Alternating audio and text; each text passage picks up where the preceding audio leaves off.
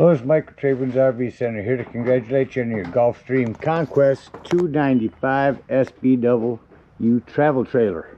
I'm going to walk you around it, show you how to use a few things to get the best out of your camping experience. Let's start by talking about arriving at the campsite. A couple things to think about when you're parking this. On your campsite, I want you to leave plenty of room for your awning. On your off campsite, of course we're leaving room for your slide, but I also want you to think about where your power and water connections are going to be.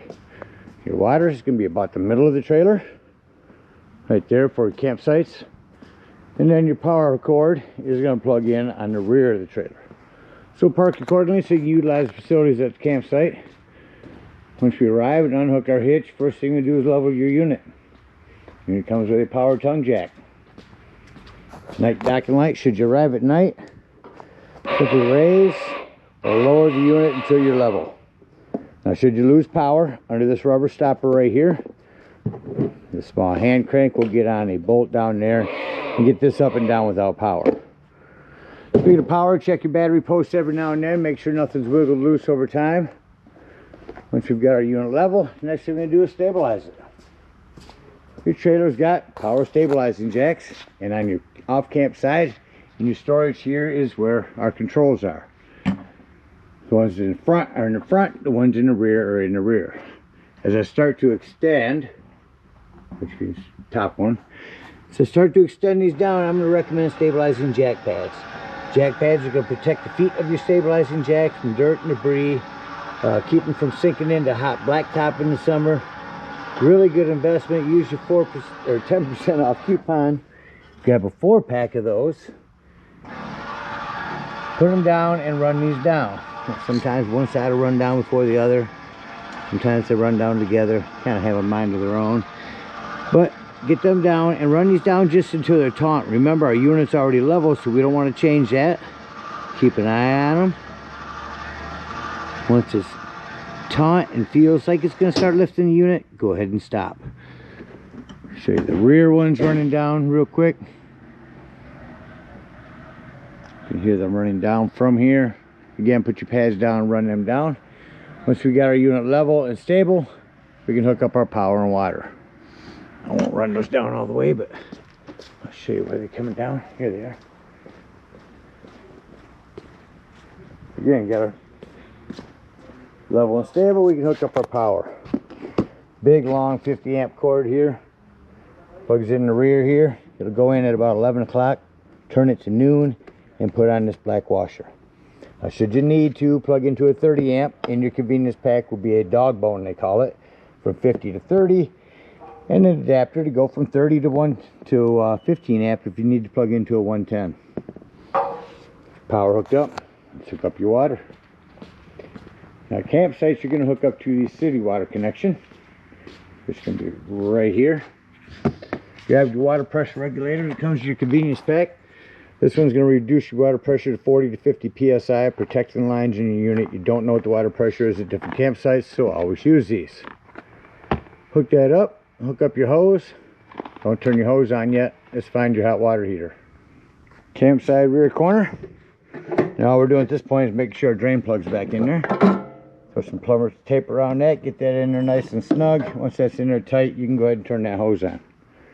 After the hose been on, go inside, open your slide if you need to.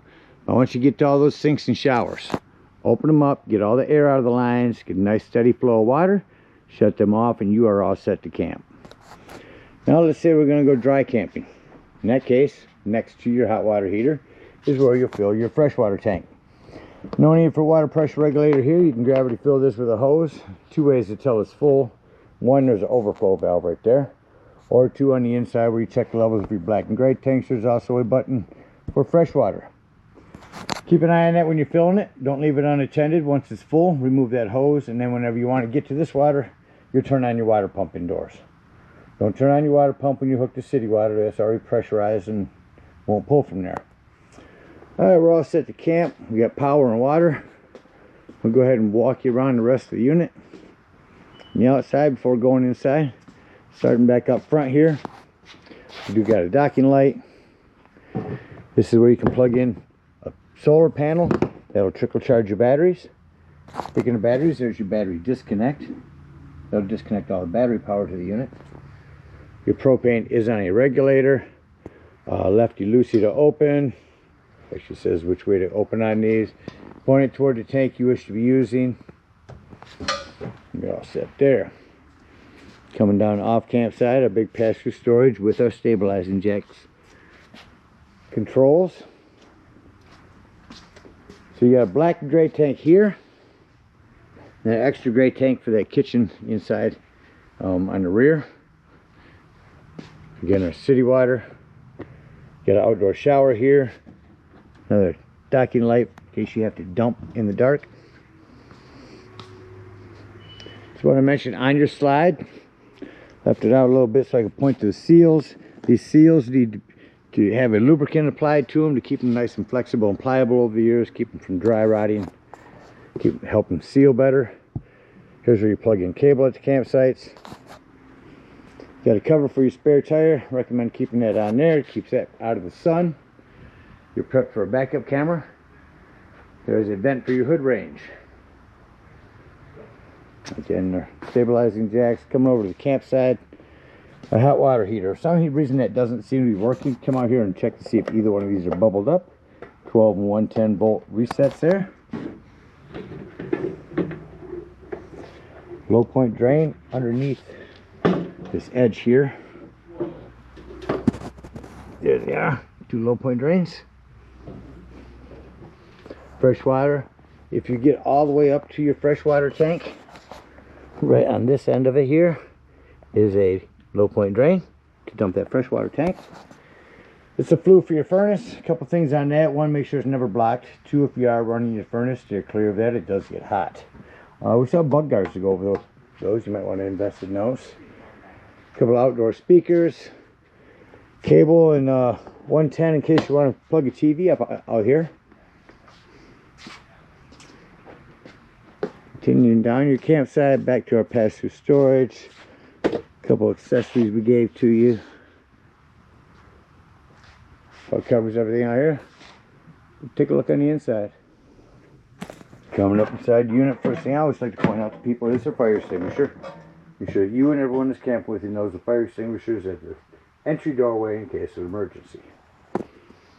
Up here is going to be our control panel. Start up top here. Shows the level of your battery. Fresh, black, and gray tanks. You dump those. Or your awning. You only want to run that awning out until that flap falls down and you can see your bar. If you were to hold that extend down, that would continue to run itself up, flip up onto itself, and start to run up onto itself backwards. So keep an eye on it when you run it out. Don't run it out further than you need to. As I run it in, there's your slide control. And here's where you turn on your water heater. Next to that, your water pump to get to that fresh water. And these are all lights. As that comes in, I'll shut off the porch light.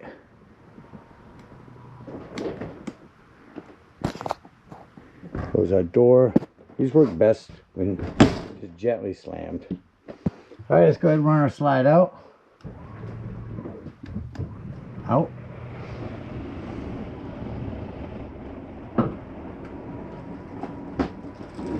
There's a deep slide here.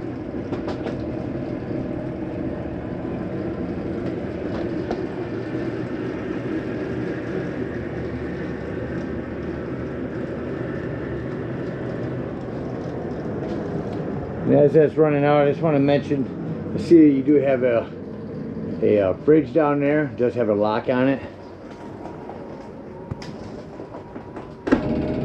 That's just a slide mechanism saying it's in all the way, or out all the way. So you do have this lock here that locks on there. It's going to keep that from opening. Don't want that to be open when you're opening up this slide.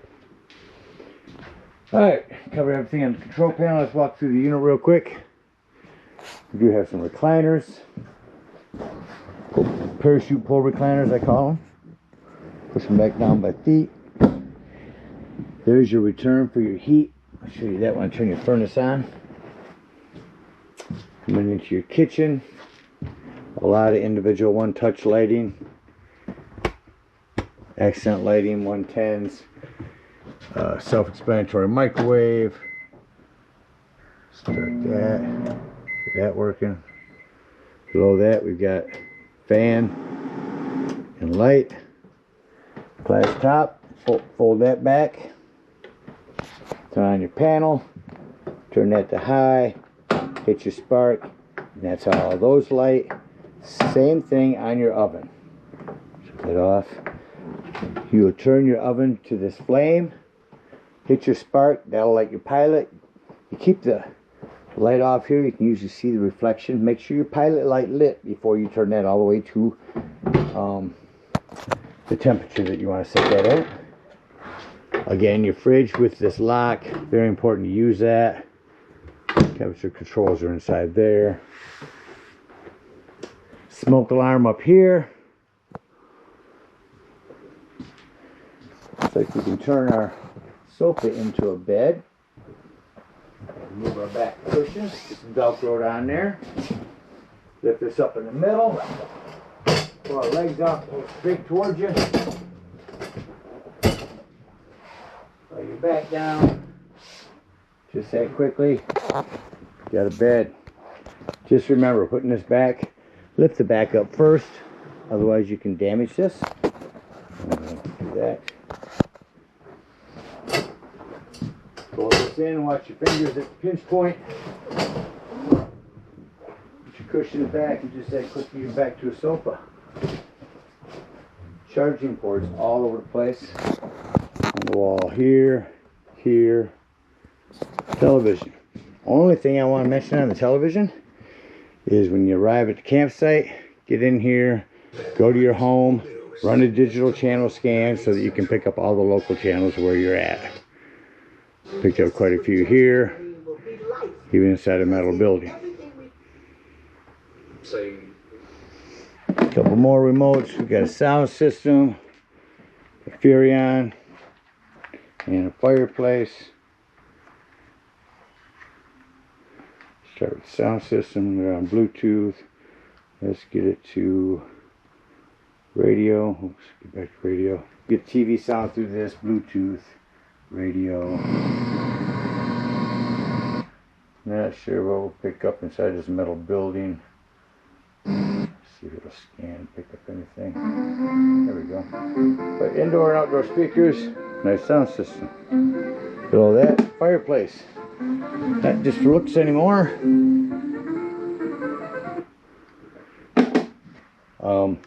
I can go through and show you all the pretty colors, but the biggest thing now is the heat. You can turn this heat up to 3 high. Turn my temperature up. And this will kick on and get it toasty in here in no time. If you're at a campsite, plugged in, if it's chilly in here, save your gas, turn this heater on. Again, this will get it warm in here in no time.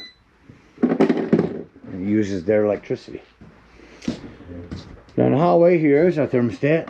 Let's go ahead and just one time crank the AC up. Should turn on.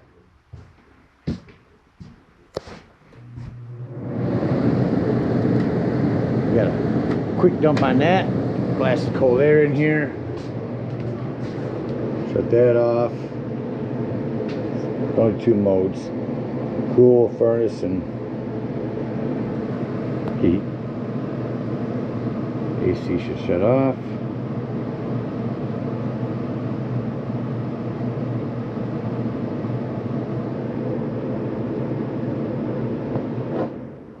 There it goes. Now I'm going to go in and I'm going to turn the furnace on. You should hear that kick on over here, but I'll show you what the turn was. There that goes. Now what you will notice when I shut the furnace off, that fan actually will take 2 to 3 minutes to shut off. Alright, let's go up into our bathroom. A couple things to mention in here. This is where your 110 with GFCI reset is at. You've got some plumbing to maintain. Same thing out in the kitchen. Just keep an eye on your plumbing. Make sure nothing's wiggled loose over time. These doors you want to snap closed for traveling. Oh, sorry. We do have a hand crank open power exhaust vent here.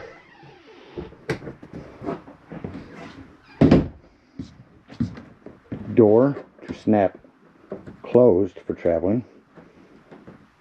Some of these buttons are really tight. There we go. Another television back here. A hand crank vent. No exhaust fan, but I think those can be installed. Tight snaps. So that's good. It keeps it from traveling around. You do have storage underneath your bed. And 110 and charging ports next to that. Other television is a Roku. About covers everything in here. Act like we're leaving the campsite and get ready to close the unit up. I like to start by coming to my control panel and shutting off my lights. Then I can see any other lights that are on are all individual lights that I need to walk through and shut off by hand. So give me a minute. Now I'll walk through and shut off all my accent lights. Hit my light here and turn back on my interior lights and say doors and drawers. Walk through the unit, make sure all doors and drawers are closed. Nothing's going to impede our slide from coming in. Any vents that are open, bathroom, etc. are closed. And we have that lock on that fridge door down there. Just gonna slide in. Gonna come back in and say when it went out. Nice slow steady pace. I did want to mention on your television, now that I can see it from here, there's a little button next to that red light that can turn that red light on and off. You want that red light on because that is your antenna.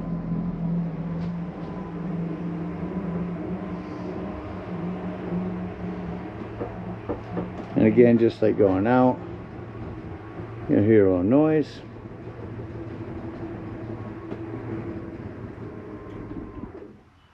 Not on this one. We're all the way in. Shut off our interior lights. And exit the unit. Biggest thing on these steps, whether bringing them up or down, make sure this exterior door is all the way open. Otherwise, this part here could catch on it. Feet are also adjustable. All done with this cotter pin. Move it to where you want. Set this in here softly. Lock that. That's going to keep this from banging against your screen door. Now, before you leave the dump station, we're going to lock, deadbolt, lift and turn that handle. That's how you want that to go if you're going down the road. All right, if we are dry camping, I'm going to come around here and bring up these stabilizing jacks. We'll head over and dump our freshwater tank and head on home to the nearest dump station, whatever we're in need of. If we're at a campsite, we'll unhook our power, our water, our cable, bring up our stabilizing jacks, and head on up to the dump station. Now, dump station, park accordingly. Remember, you got to dump back here for your kitchen, and you got to dump up here for your bathroom. I'm going to start with your bathroom. Got a black and gray handle. Hook up your 10-foot hose and pull your black handle. Now, it sounds like it's no longer draining. Go inside, check the level of your black tank. Shows empty. Come back out here, close that, and pull your gray handle. That's going to be cleaner water, your sinks and your showers. Usually while those are draining, I'll head over to that back corner and dump my low point drains.